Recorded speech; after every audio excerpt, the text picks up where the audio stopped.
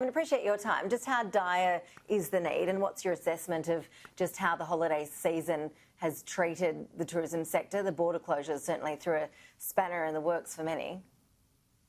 Yeah, look, thanks for the opportunity. Look, it's a various levels of speed and it's various levels of pain. Basically, it's not to say that there aren't some parts of our industry that have recovered to a pretty fair level, and they're those known destinations very close to major population centres like in Sydney, Melbourne, and Greater Brisbane. But I mean, the tragic situation over January period, all that Christmas, December, then obviously the January period, which is peak time on the east coast of Australia, to have the New South Wales and Victorian border hard closed, to have the situation in Brisbane over that long weekends, and the impact of the Northern Beaches cluster, and then how the rest of the country in essence reacted to that. It's been really quite devastating. Some of the feedback I've been getting from our small business members is heart-wrenching. We're talking full facilities, 100% bookings, then literally shrivelled up to zero overnight.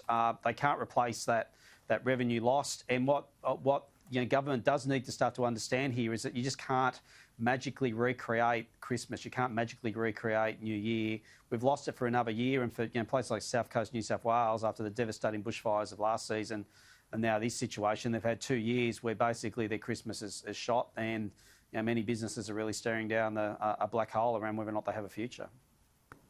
Yeah, and there are lots of different types of tourism, obviously. The event tourism sector has really been decimated, hasn't it? We're all watching on as the Australian Open battles its own COVID issues.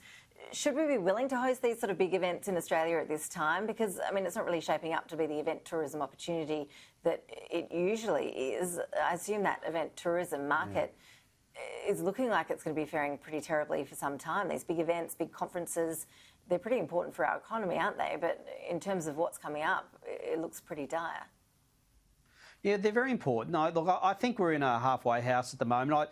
Look, we have to try. I mean, as we're seeing, major sporting competitions like the NRL and AFL and BBL in terms of the Big Bash have continued to move on. The Test match series has managed to get through.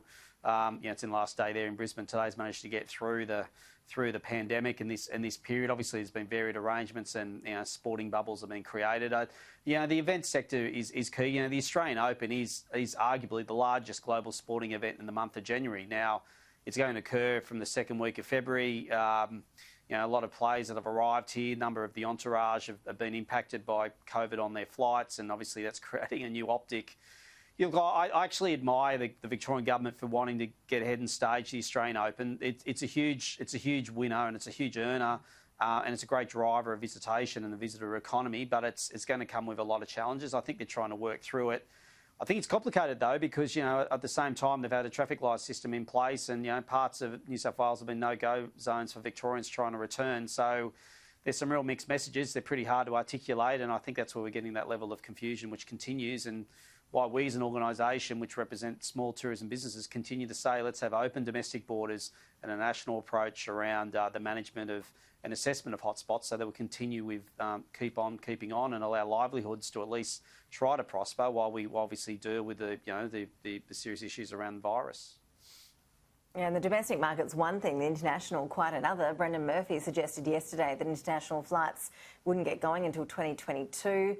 I've seen some commentary from some within your sector suggesting that that's a bit of expectation management going on there, that he's being ultra cautious essentially with the hope that things will get back on track earlier than planned with the vaccine. What's your view, knowing what you know about discussions within the sector? Do you expect that we will see international travel up earlier than that? Is Qantas opening international bookings from July just simply laughable at this point? I don't want to get into a commentary around Qantas. I mean, Qantas have played a steady hand throughout the whole global pandemic. They're a well-run enterprise. They know what they're doing. I think it's a reality check yesterday. I mean, I so want to see, a careful reopening of the international border done in a steady, safe way, which protects Australians and allows our open economy, particularly the two-way people exchange, to recommence, to get international students back, to bring back those invaluable backpackers, even though they're a bit of a menace sometimes on the eastern beaches there in Sydney. But in all seriousness, we've got a real issue on our hands around how the international border can open anytime soon. I mean, we were trying hard on a trans-Tasman two-way bubble there, the midpoint of last year.